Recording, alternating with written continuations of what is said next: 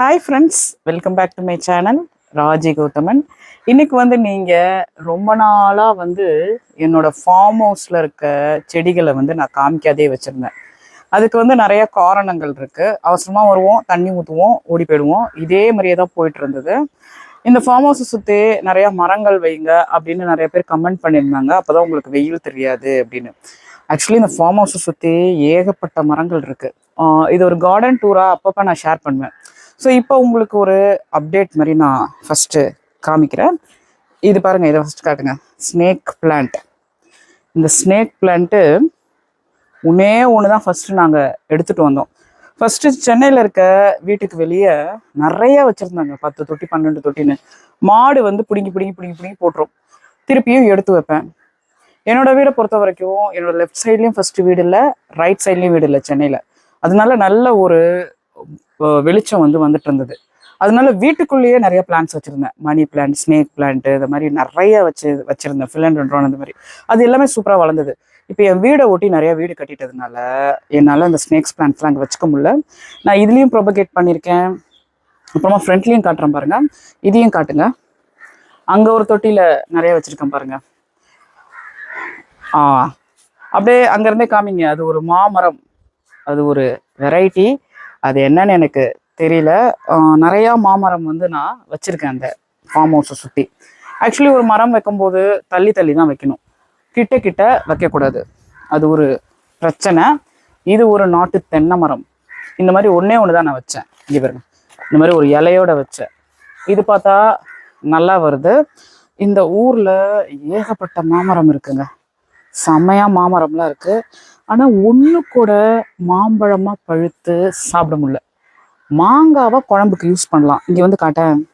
இங்கே இருக்க மரம், வீடு சுற்றி இருக்க இதெல்லாம் அந்த பழுத்து பழுத்து வெம்பி வெம்பி, இது இங்கே இருக்க மரங்கள்லாம் சத்துக்கள் குறைபாடா அங்கே பாரு. அதுவும் பாரு, ஸ்டார் ஃப்ரூட் பக்கத்தில் ஒன்று கீழே விழுந்து கிடக்கு, அது ஒன்று விழுந்து கிடக்கு பாருங்க. ஆக்சுவலி இது என்னோட மாமரத்துலேருந்து விழுந்தது கிடையாது.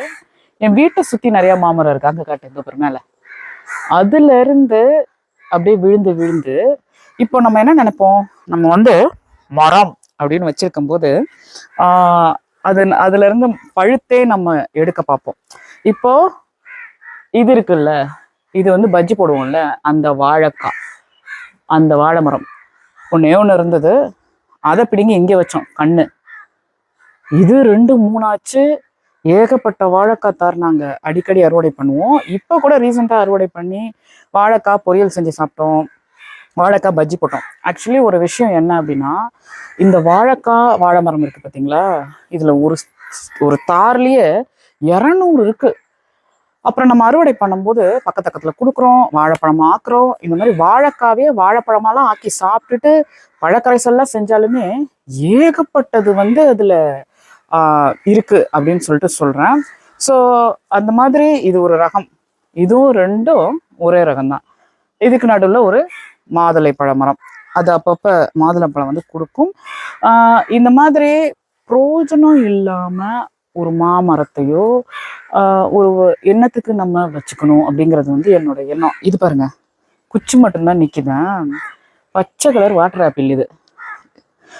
இது என்னாச்சுன்னா, இதில் ஒரு பாரசைட் செடி வளர்ந்துருக்கு. அப்படியே செடியோட தண்டில் வேர் இங்கே உள்ளே போய் இதில் அப்படியே படர்ந்து அது ஒரு பூ பூத்துருக்கு. இதில் நிறைய வாட்டர் ஆப்பிள் வருஷம் வருஷம் நான் எடுப்பேன். திடீர்னு குச்சியா இருக்குன்னு கிட்ட பார்த்தா வித்தியாசமாக ஒரு செடி வளர்ந்துருக்கு. அப்புறமா அதெல்லாம் உடச்சிக்கிடுச்சு போட்டுட்டேன். இப்போ தலையுமா என்னன்னு நம்மளுக்கு தெரியல. ஆனால் ஸ்டார் ஃப்ரூட் மட்டும் சூப்பர் ஃப்ரெஷ்ஷாக இருக்குது. அது பக்கத்தில் ஒரு மாதுளை பழமரம், அப்படியே அது பக்கத்தில் நெல்லிக்காய்.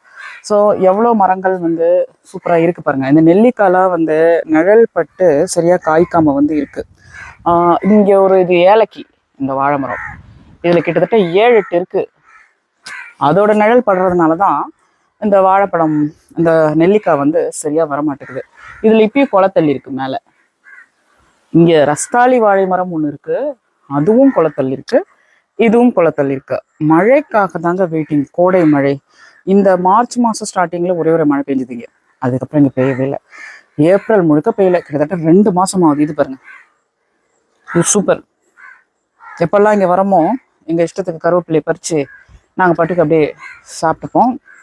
இங்கே போய் கடையில் கருவேப்பிலை வாங்குறது 5 ரூபா 10 ரூபாய் கருவேப்பிலை வாங்குறது இதெல்லாம் கிடையாது.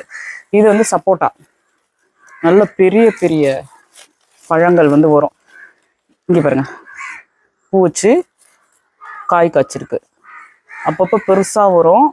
இதோ பாரு, இதோ கூட இருக்குது. அதை பார்த்துட்டு இருந்து பறிக்கும் போது அவ்வளோவா பால் ஊற்றக்கூடாது. சப்போட்டா ரொம்ப பெருசாக வரும். ஆக்சுவலி ஹைப்ரிட்லாம் கிடையாது, இது நாட்டு ரகம் தான். அது லைட்டாக இப்படி பழிக்கும் போது கொஞ்சமாக தான் பால் வந்துட்டு நின்றுணும். அப்படின்னா அது ஒரு முத்தின ஸ்டேஜ்னு சொல்லுவாங்க. இன்னைக்கு கூட நேற்று கூட நாங்கள் 2-3 பழம் வந்து பறிச்சோம் அந்த சப்போட்டா. இது பாருங்க, இது வந்து ஜம்மு நாவல் பழம் மரம். இது எப்படி இருக்கு பாருங்களேன். அப்படியே படர்ந்து எதையுமே கட் பண்ணலை நாங்கள். எங்களுக்கு கட் பண்ணுறது விருப்பமே கிடையாது. அதனால அது அப்படியே படர்ந்து தொங்கிட்டு இருக்கு. அது ஒரு பெரிய மரம் ஆக்சுவலி. அப்படியே அதோட பின்னாடி பக்கம் வந்து இப்படி தான் இருக்கும். அதோட ஸ்டெம்மை காட்டேன் எப்படி இருக்குன்னு. ஜம்மு நாவல் தான் அது. இங்கே இருக்க மாமரம்லாம் பூ பூத்து கிட்ட வந்து காட்டுங்க. அந்த பூவோட கருப்பு தன்மை வந்து இந்த செடிகள் மேலெல்லாம் பறந்து போச்சு ஸ்டெம்மை. அதனால அப்பப்போ வந்து நான் தண்ணியை ஊற்றி கிளியர் பண்ணிகிட்டே இருப்பேன். இது ஒரு செவ்வழனி.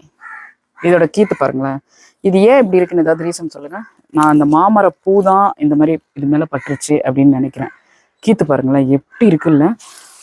இது அப்படியே ஓவரால் காமிங்க, அங்கே போங்க நீங்கள், அப்போ தான் தெரியும். இந்த மரம் இது ஒரு பெரிய செவ்வழனி தென்னை மரம். இதுக்கு பின்னாடியே போயெல்லாம் ஷூட் பண்ண முடியும் கூட. நானே அப்படியே காட்டுறேன், கட் பண்ணாத, அப்படியே கட்டு. நான் உங்களுக்கு காட்டுறேன் பாருங்களேன். ஏன்னா அவன் வந்து சின்ன பையன். இது ஒரு மரமா, இதுக்கு பின்னாடி இப்படி உள்ள போகணும். போனால் அது இருக்கு பாருங்க, ரஸ்தாளி. இது வந்து ரஸ்தாளி அப்படின்னு சொல்லி கொடுத்தாங்க. ஹவு ஃபார் ட்ரூன்னு எனக்கு தெரியல. இங்கே ஒரு முருங்கை மரம் மேலே போதும் அப்படி. இது ரொம்ப உயரமாக அப்படியே இதில் இருக்கு.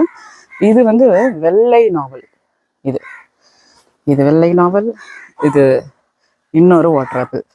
ஸோ அப்படியே நம்ம இதுக்குள்ளே இருந்து சப்போட்டா பழமெல்லாம் பாருங்க, அப்படியே வந்து இந்தாங்க.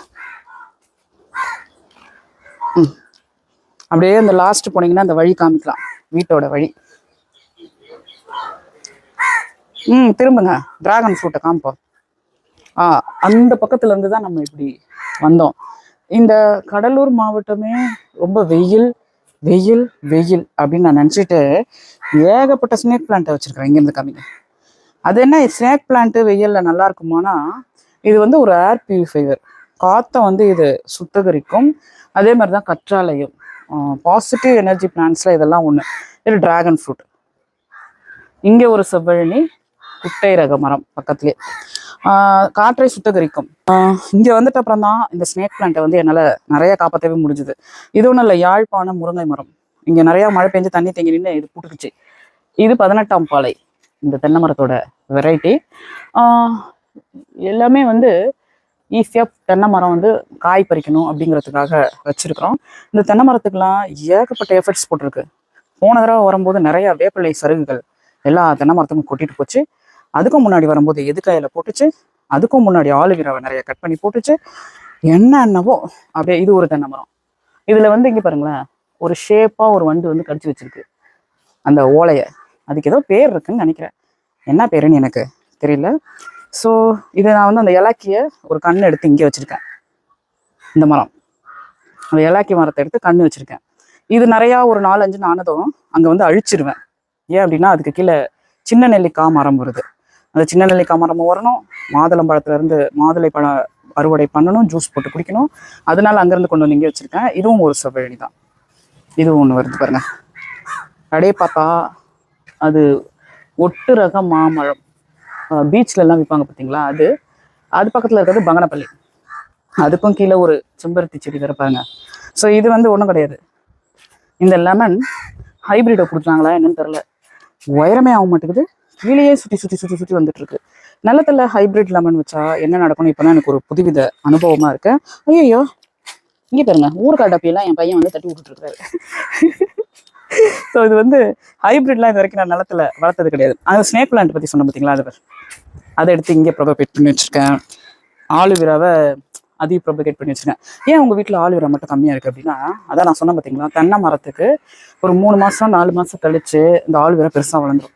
அப்புறம் அதை பிடிச்சா நறுக்கி என் பொண்ணு என்ன பண்ணும், எல்லா தென்னை மரத்துக்கும் போட்டுரும். இது பாருங்க, இதுதான் என்னோட ஃபர்ஸ்ட் ஸ்னேக் பிளான்ட். எடுங்க, இப்படி வந்து ஏன் உயரத்துக்கு இருக்கு பார்த்தீங்கன்னா, இது இருந்தாலே அந்த இடம் வந்து ரொம்ப சில்லுன்னு இருக்கும் அப்படின்னு நான் வந்து நினைக்கிறேன். இந்த வீடே ஒரு புறதம் வீடு, இதில் கூலிங் பெயிண்ட் வேறு, அப்புறம் ஓடு வேறு, ஓட கட்டுங்க ஷீட்டெல்லாம் இல்லாமல் இருக்கிறதுக்கு சில்னஸ்க்காக. ஸோ இந்த மாதிரி ஸ்னேக் பிளான்ட், ஆலிவேரா இந்த மாதிரி சுற்றி இருக்கும்போது நல்லாயிருக்கும். அதனால் இதுவும் அதே தான். இந்த கொய்யாப்பழம் தன்னால் வந்தது, கட்டுங்க.